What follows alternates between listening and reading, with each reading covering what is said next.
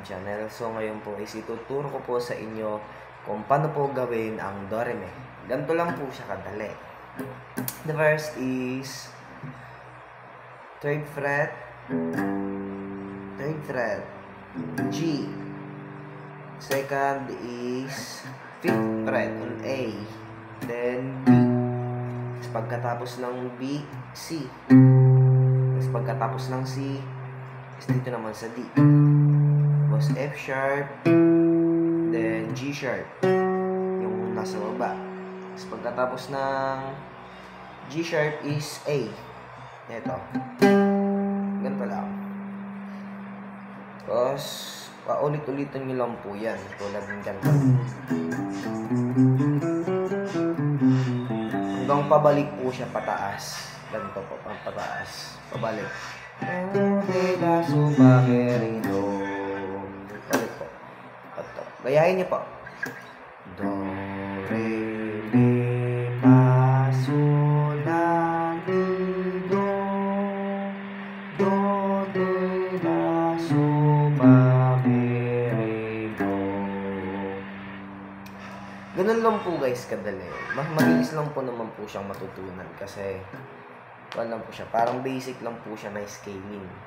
So ngayon po sa mga nagtatanong po kung ano po yung purpose ng do re mi. Ang do re mi po na ginagawa natin ay isang scaling.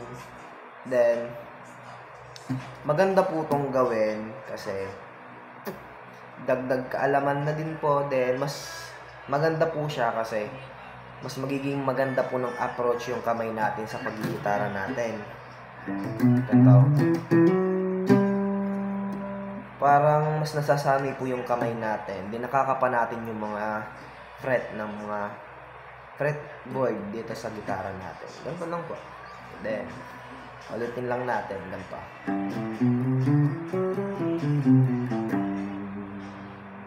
Tapos, kung gusto nyo naman po ng mas nahihirapan kayo guys, ganito lang po. Mag-a-add lang po kayo ng note.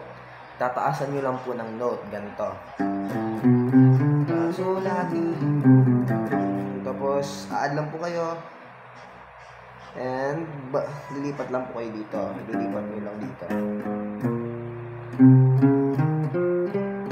Ganyan lang po. Tapos, taas na naman po kayo ng note.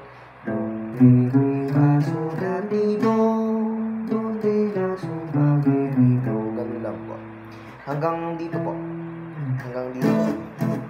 So, 12th fret. So, ngayon guys, is tuloy-tuloy na natin yung dito sa 12th fret.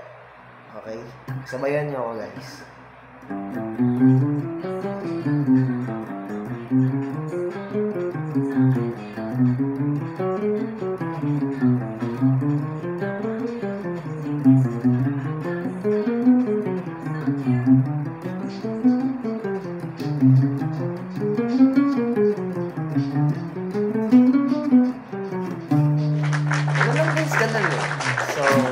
Sana may natutunan po kayo.